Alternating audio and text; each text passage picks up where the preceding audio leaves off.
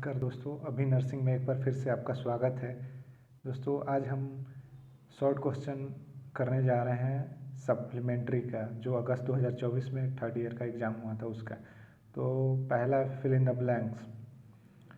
तो दोस्तों पूछ रहा है excessive vomiting in early pregnancy is known as, यानी कि जो शुरुआती प्रेगनेंसी में उल्टी होती है उसको क्या बोलते हैं। तो उसको दोस्तों बोलते हैं हाइपरमेसिस ग्रेविडेरम। उसको क्या बोलते हैं? Hyperemesis gravidarum. नेक्स्ट क्वेश्चन है दोस्तों the normal length of umbilical cord is, जो अम्बिलिकल कॉर्ड है उसका नॉर्मल लेंथ कितना होता है? तो उसका नॉर्मल लेंथ 50 से 60 सेंटीमीटर होता है। फिर आगे चलते हैं। नेक्स्ट क्वेश्चन है the average duration of third stage of labour in primigravida mother, यानी कि जो जो जो पहली बार माँ बनती हैं उनका जो है एवरेज कितना टाइम लगता है बच्चे को डिलीवरी में। तो उनका लगता है 10 से 30 मिनट लगता है। वहीं जो अब आप देखिएगा जो दूसरी बच्चे की माँ बनती है या तीसरी, तो उन्हें 5 से 15 मिनट का समय लगता है। और नेक्स्ट क्वेश्चन है the first stool of A baby, यानी बेबी का पहला पोटी का क्या कहते हैं? जो पोटी करता है बेबी फर्स्ट बार, तो उसको बोलते हैं मेकोनियम।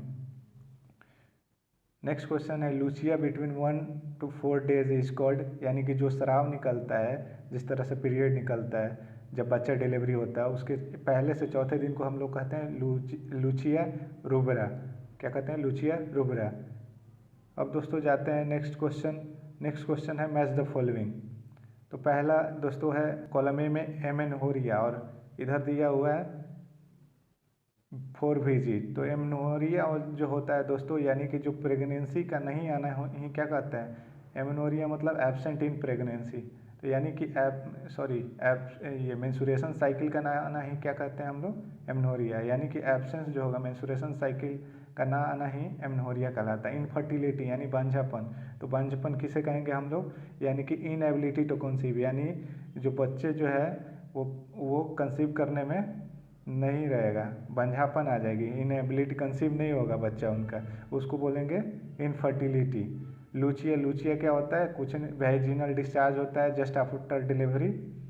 और एनसी विजिट दोस्तों जिसको बोलते हैं एंटोनेटल केयर, यानी कि प्रेगनेंसी के दौरान जो केयर करते हैं उसी को हम लोग एंटोनेंटल केयर कहते हैं। तो कितनी बार विजिट करना होता है? तो ये दोस्तों 4 बार विजिट करना होता है। तो पहला यहाँ पे देख सकते हैं हम लोग कि एंटीनेंटल केयर विजिट पहला होता है जब प्रेगनेंसी का पता लग गया, तभी हम लोग को क्या करना होता है? विजिट करना होता है। दूसरा विजिट होता है 4 से 6 मंथ पे, और तीसरा विजिट होता है 8 मंथ पे, और चौथा विजिट होता है 9 मंथ पे, करीब करीब 36 से 40 वीक पे।